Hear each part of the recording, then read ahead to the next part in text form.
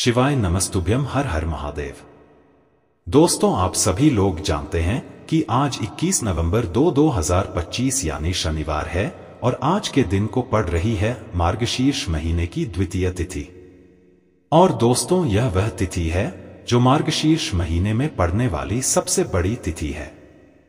द्वितीय तिथि का सबसे बड़ा महत्व होता है और पूज्य गुरु जी ने कहा है, अगर कभी भी मौका लग जाए और मार्गशीर्ष महीने की द्वितीय तिथि शनिवार को पड़ जाए तो आप लोगों को तुलसी लकड़ी दीपक वाला उपाय तो अवश्य ही करना चाहिए और इन दोनों का संयोग बहुत ही कम आता है।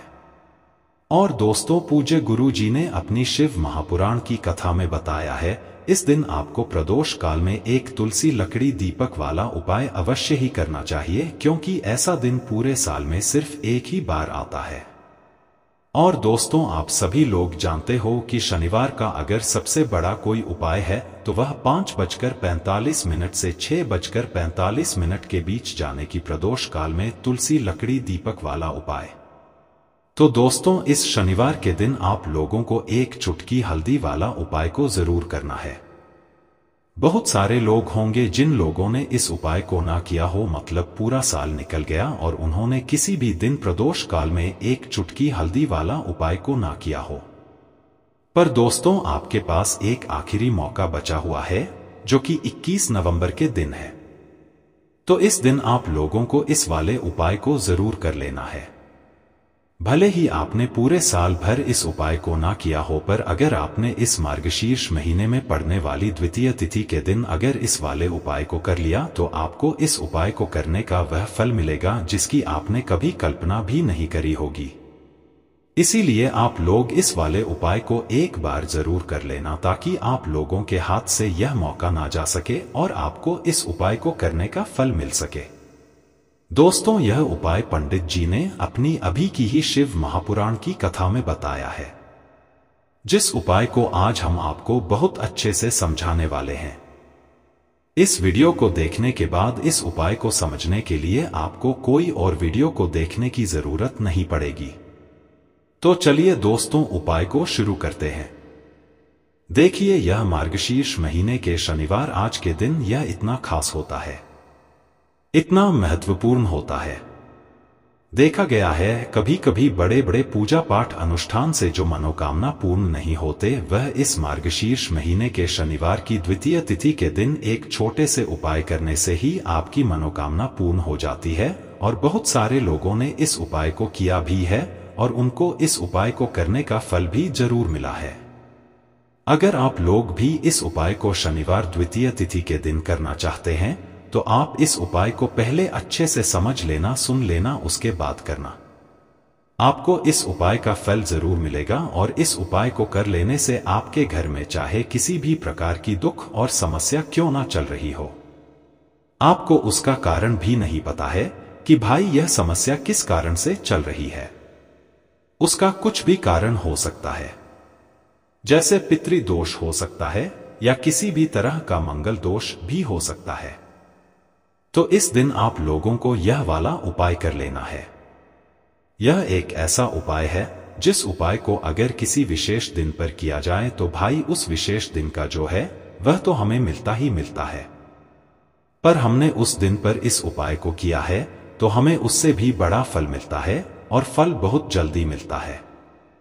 श्री शिवाय नमस्तुभ्यम। भक्तों, आज की इस पवित्र वीडियो में आप सभी का स्वागत है।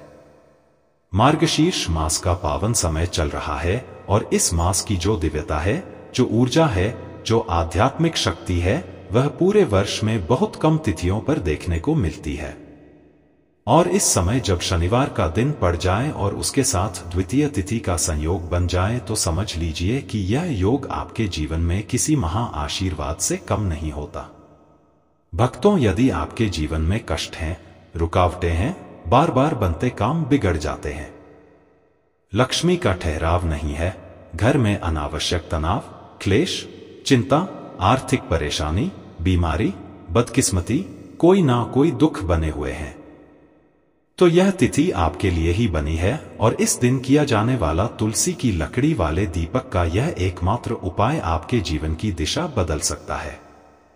यह उपाय इतना शक्तिशाली है कि कहते हैं जिसने मार्गशीर्ष के शनिवार और द्वितीया के दिन इसे पूरी निष्ठा से किया उसके जीवन में सुख संपत्ति धन धान्य और शांति अपने आप प्रवेश कर जाती है।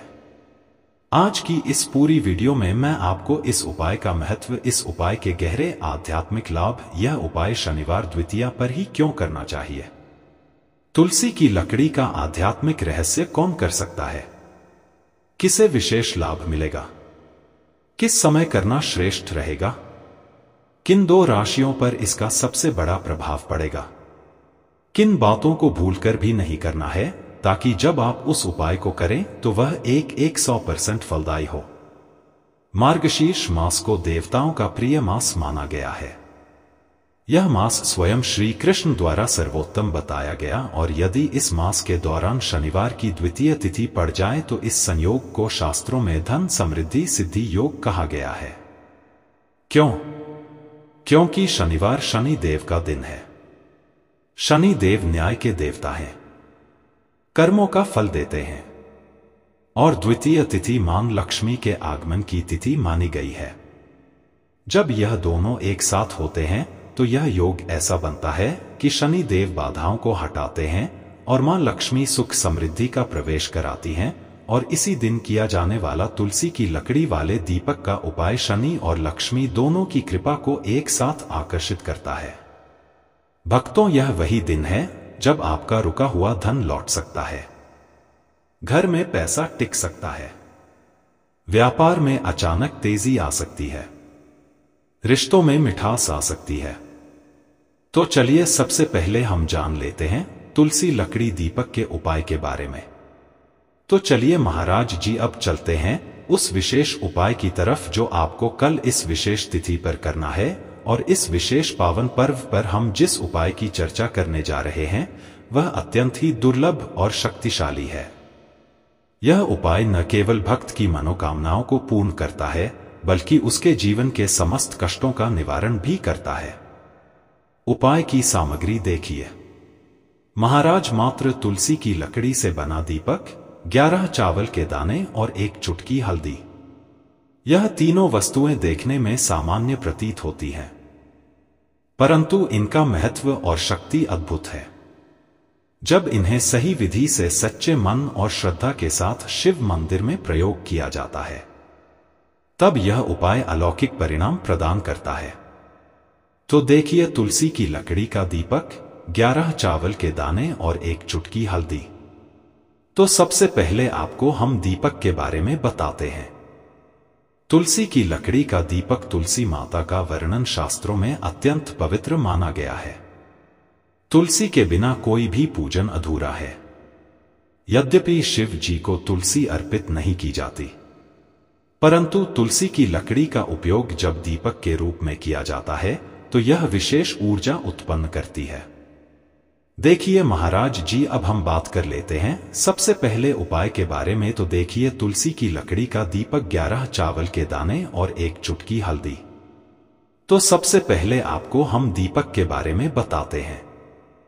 तुलसी की लकड़ी का दीपक तुलसी माता का वर्णन शास्त्रों में अत्यंत पवित्र माना गया है।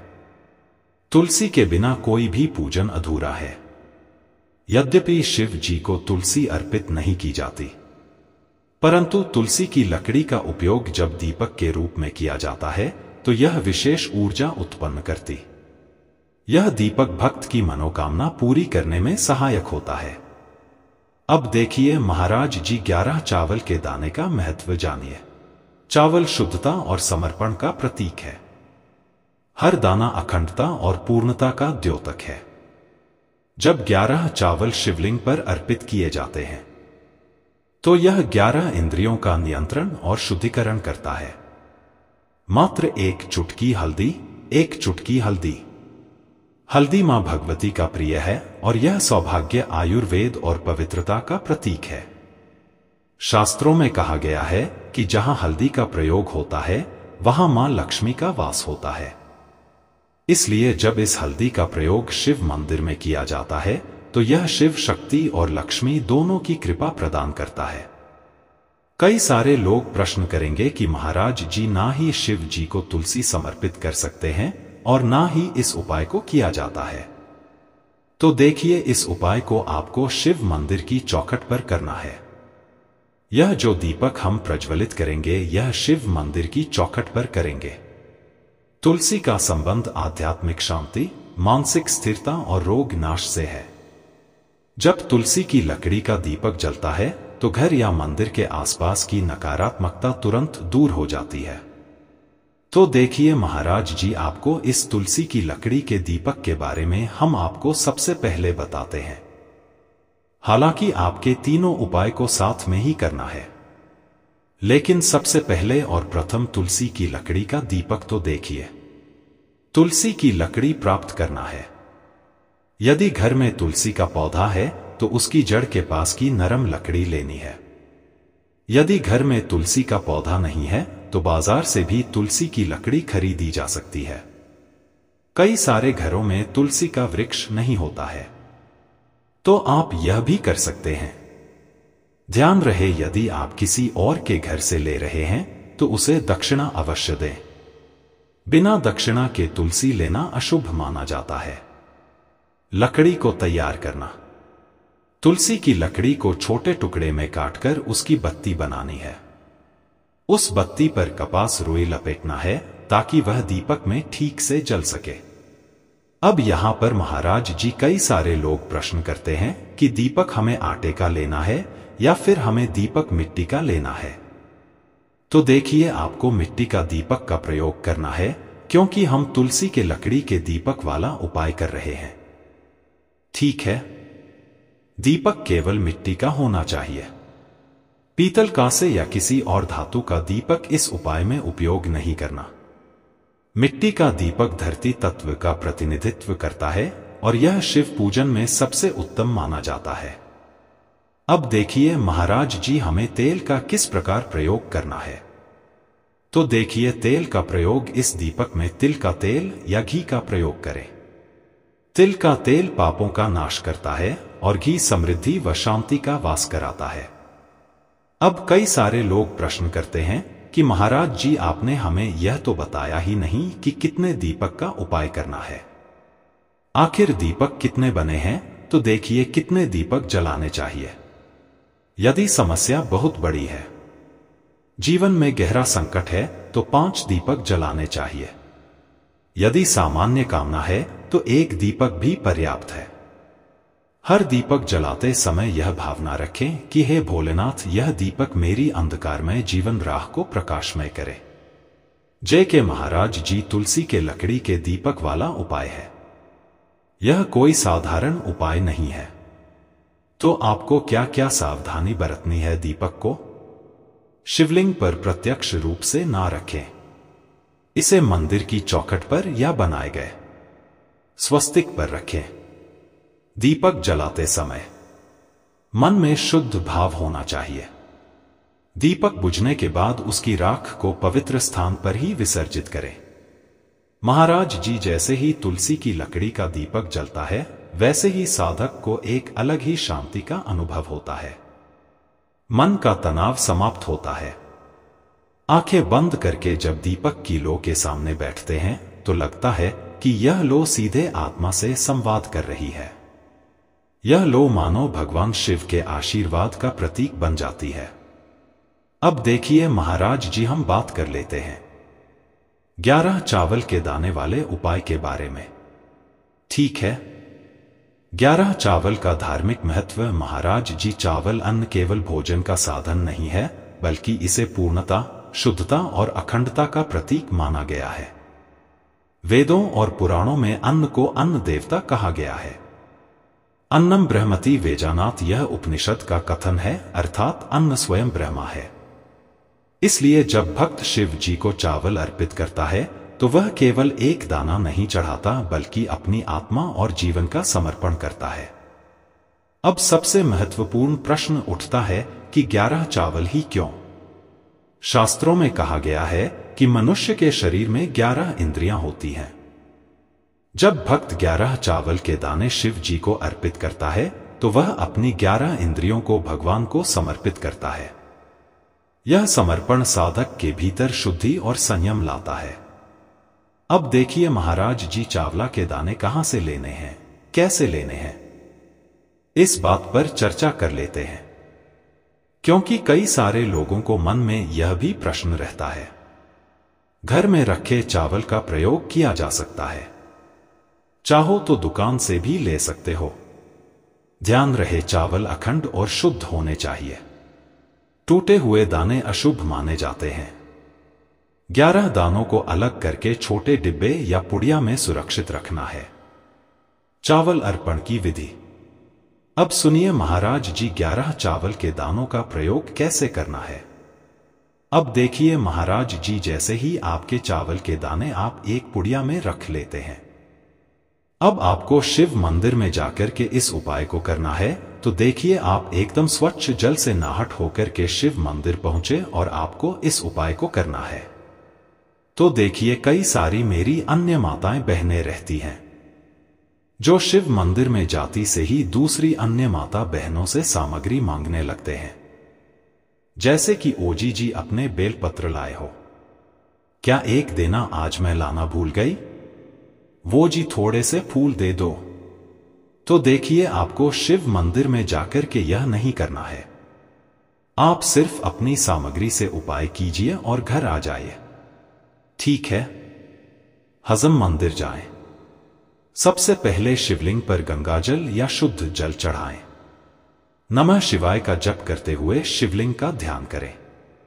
अब सबसे पहले चावल का दाना गणेश जी के स्थान पर अर्पित करें, क्योंकि गणेश जी बिना हर कार्य अधूरा है।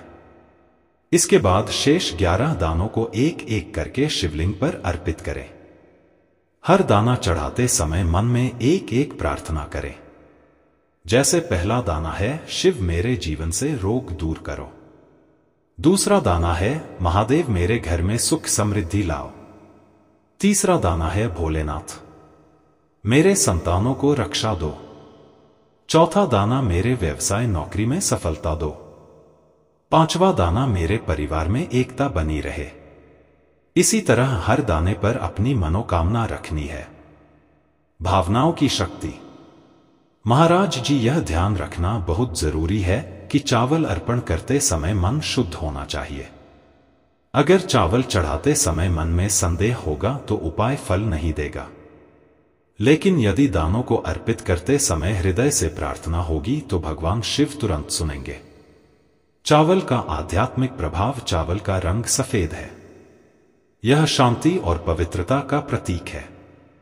जब सफेद चावल शिवलिंग पर चढ़ाए जाते हैं तो यह साधक के जीवन से अज्ञान और अशांति को मिटाकर ज्ञान और सुख प्रदान करता है। 11 दाने सामूहिक रूप से पूर्णता का भाव लाते हैं। प्रत्येक दाना चढ़ाते समय यह मंत्र बोल सकते हैं, ओम त्र्यंबकम यजामहे सुगंधिम पुष्टिवर्धनम उर्वकम बंधनान मृत्यु और मुक्षीय मामृतात्, या केवल ओम नमः शिवाय का जाप भी पर्याप्त है। उपाय करते समय अनुभव। जब भक्त एक एक चावल का दाना अर्पित करता है तो वह अनुभव करता है कि उसका हर बोझ, हर कष्ट शिव जी को सौंप रहा है। हर दाना एक प्रतीक है, दुख का बोझ हटाने का और सुख का द्वार खोलने का। अब देखिए महाराज जी, हम बात कर लेते हैं एक चुटकी है हल्दी के बारे में, यानी एक चुटकी हल्दी के उपाय के बारे में। तो देखिए हल्दी का धार्मिक महत्व। महाराज जी, हल्दी केवल रसोई की सामग्री नहीं, यह भारतीय संस्कृति, आयुर्वेद और अध्यात्म तीनों का अभिन्न अंग है। हल्दी को संस्कृत में हरिद्रा कहा गया है। हरिद्रा शब्द का अर्थ है जो हर ले रोग और अशुभता को दूर कर दे। शास्त्रों और पुराणों में हल्दी को मां लक्ष्मी का स्वरूप माना गया है। जहां हल्दी होती है वहां समृद्धि, सौभाग्य और सकारात्मक ऊर्जा का वास होता है। शादी ब्याह जैसे मंगल कार्यों में हल्दी का प्रयोग इसी कारण होता है। हल्दी को सर्वरोग नाशनी कहा जाता है। यह शरीर की प्रतिरोधक क्षमता बढ़ाती है, मन को शुद्ध और शांत करती है और रोग शोक को दूर करती है। आध्यात्मिक दृष्टि से हल्दी साधक के आभा मंडल को स्वर्णिम प्रकाश से भर देती है, और जब कोई व्यक्ति इस हल्दी वाले उपाय को करता है तो उसके जीवन से परेशानियां भी समाप्त होती है और मनोकामना भी पूर्ण होती है। जो मनोकामना बड़े बड़े पूजा पाठ में अनुष्ठान से पूर्ण नहीं होती, वह मंत्र इन उपायों से पूर्ण हो जाती। क्यों केवल एक चुटकी हल्दी? अब प्रश्न उठता है, केवल एक चुटकी ही क्यों, एक चुटकी का अर्थ है संकल्प और विश्वास। उपाय में परिमाण नहीं बल्कि भावना देखी जाती है। छोटी सी मात्रा में भी हल्दी अपार शक्ति प्रदान करती है यदि उसे श्रद्धा से अर्पित किया जाए। उपाय का श्रेष्ठ समय, शास्त्रों में प्रत्येक उपाय का समय विशेष महत्व रखता है।